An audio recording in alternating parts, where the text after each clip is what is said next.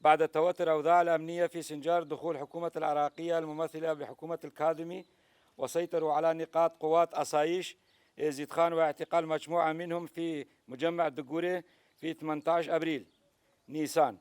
وعلى ضوء هذا التحول الوضع إلى هجوم واشتباكات واسعة في 2 مايو أيار شن الجيش حكومة الكاظمي بالدبابات والمدفعيات بين القرى والمدنيين من أجل عدم تعميق الانتشار حال الحرب في سنجار. حاولت بعض الأحزاب السياسية العراقية بما في ذلك حزب الحرية والديمقراطية اليزيدية بإعادة فتح باب الحوار واللقاءات، كما قلنا سابقا وما زال نقول إن هذه الحرب ليس في مصلحة العراق وسنجار. توقفت الحرب والاشتباكات منذ 2 مايو، وإن الجهود السياسية والاجتماعية جارية لحل هذه القضية من خلال فتح باب النقاش والحوار مع الحكومة العراقية. على ضوء هذا خرج أهالي سنجار بمئات إلى ساحات الاعتصام في مسير استمرت عدة أيام تحت اسم الحراك الشبابي المستقل لمطالبة بحل النزاعات الصراعية التي تحدث على أرض سنجار. يطالبون الجيش العراقي بانسحاب من قراهم ورفع النقاط والتمركز العسكري بين المناطق التي تتواجد فيها الأهالي والتخلي عن سياساته الحربية. كما إننا كحزب الحرية والديمقراطية اليزيدية نبين موقفنا لشعبنا ومجتمعنا اليزيدي والرأي العام بأننا نتماشي مع رغبات شعبنا، ونرى بأنه من الضروري وقف ضغط والتهديدات والهجمات على سنجار والاعتراف بإرادة سنجار. كما يعلم الجميع بأننا مستمرون في الحوار واللقاءات مع مختلف أطراف ومؤسسات عراقية، ونحاول إيجاد حل سياسي لسنجار. وفي المقابل لا بد أن نتذكر أن مواجهة هذه الموقف والصراعات لم يتخلى حزب الديمقراطي الكردستاني وحكومة الكاظمي بشكل خاص عن سياساتها ضد سنجار، بدلا من اجتماع وممثلي مؤسسات سنجار ومخاطبة المجتمع اليزيدي. وكما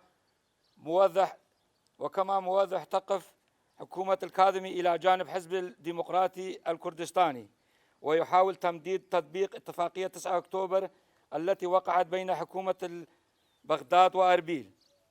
نود أيضا أن نشير إلى أن بعد بدء محاولات حل المشكلات بين الطرفين، حاول حزب الديمقراطي الكردستاني من ناحية مواصلة الحرب، ومن ناحية أخرى بدأ بالدعاية سوداء وشن الحرب وإعلام خاص بداية إرادة إجلاء شعبنا من سنجار، معلومات كاذبة. وبعد أن فشلت خطتهم هذه المرة بدأت الاستفزازات بين الناس، وحتى الآن تواصل استفزازاتها بمثل هذه اللقاءات وألعاب سياسية.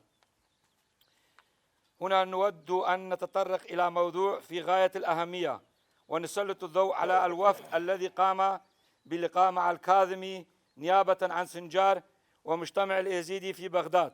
ونود أن نوضح لشعبنا بأن الوفد شكل من قبل قاعدة في موصل وحزب الديمقراطي الكردستاني، وأغلبية المشاركون في الوفد هم في الحقيقة أعضاء أنصار حزب الديمقراطي الكردستاني، والآن يودون تقديم هذه الوفد نيابة عن المجتمع اليزيدي في سنجار.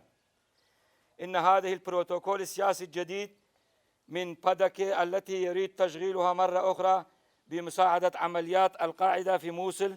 وكما يعرف الوفد نفسه على أنه يمثل نشطاء سنجار، وفي نفس الوقت أصدروا المتظاهرين حراك الشبابي المستقل بيانا قال فيه إن الوفد لا يمثلهم ولا يمكنهم حضور الاجتماع نيابة عنهم.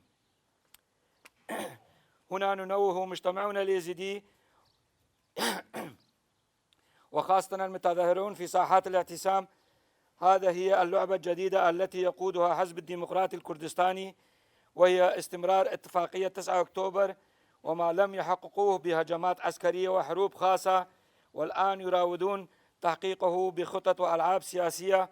ونبين موقفنا للشارع اليزيدي إننا لا نعترف بهذه الاجتماع باسم سنجار. كما ندعو حكومة الكاظمي هناك حاجة إلى موقف مخلص وواضح لحل المشاكل القائمة، وألعاب هكذا لا تقوي أرضية الحوار والحل بل تسممها. إذا كنت لديهم أي نية إيجاد حل فعليهم التخلي عن هذه الخطط ومخاطبة المجتمع اليزيدي والاعتراف بإرادة السنجاريين. مع مثل هذه الألعاب لن يكون الوضع في السند هادئا ولن يتم حل المشكلة. كما ندعو جميع اليزيديين بإظهار إرادتهم للعالم، ويجب أن لا نسمح لأي شخص أو طرف بعقد مثل هذه الاجتماعات عنهم. وبقدر ما نعلم بأن هؤلاء الأشخاص ليسوا في مصلحة السند وكلهم يسعون وراء مصالح عائلية وعشائرية وحزبية. سنجار بحاجة للسلام لا للقتال.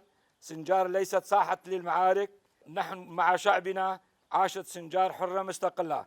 حزب الحرية والديمقراطية اليزيدية 10/5/2022.